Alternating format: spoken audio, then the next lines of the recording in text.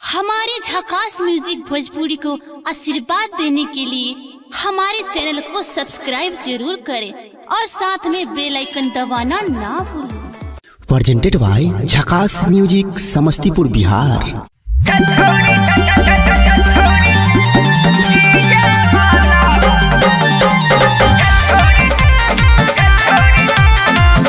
Music by Gaurav Roshan.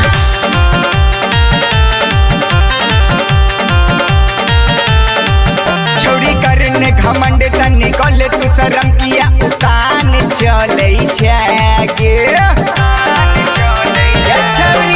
छोड़ी करने घमंड तनी कल तू शरम किया उतान चले छे छौरी डीजे वाला छौरी डीजे वाला भोलम बढ़ा के टांग का देता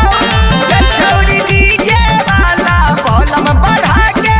टांग का देता छौरी करने घमंड तनी कल तू शरम किया उतान चले छे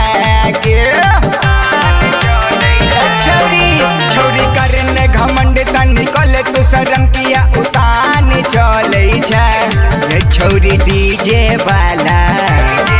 छौरी डीजे वाला भोलम बढ़ा के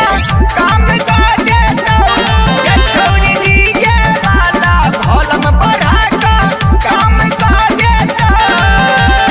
छौरी डीजे वाला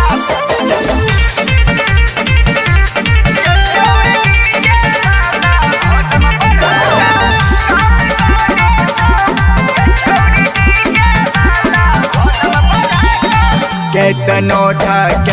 गे छौरी डीजे नहीं थक दोगे फूल के रखने छियो जनरेटर के टंकी गे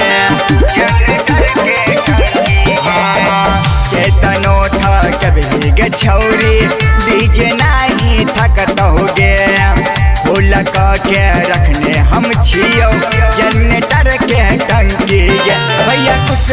राजा तोर बजाई दे तो बाजा हैरान कर दे तो ये छौरी डीजे वाला ये छौरी डीजे वाला भोलम बढ़ा के टांग कर दे तो ये छौरी डीजे वाला भोलम बढ़ा के काम कर दे तो ये छौरी डीजे वाला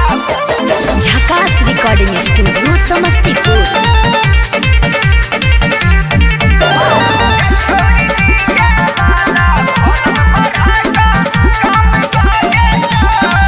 डीजे वाला कुसबा हम छियो पूरा जोर लगैबोगे JBL के सोन बच्चा का छौरी तोरा नचेबोगे नाची तो 2000 मिली। डीजे वाला कुसबा हम छियो पूरा जोर लगैबोगे JBL के सोन बच्चा का छौरी तोरा नचेबोगे गायक शंभू जोशीला समझाई दे तो लीला हैरान कर दे तो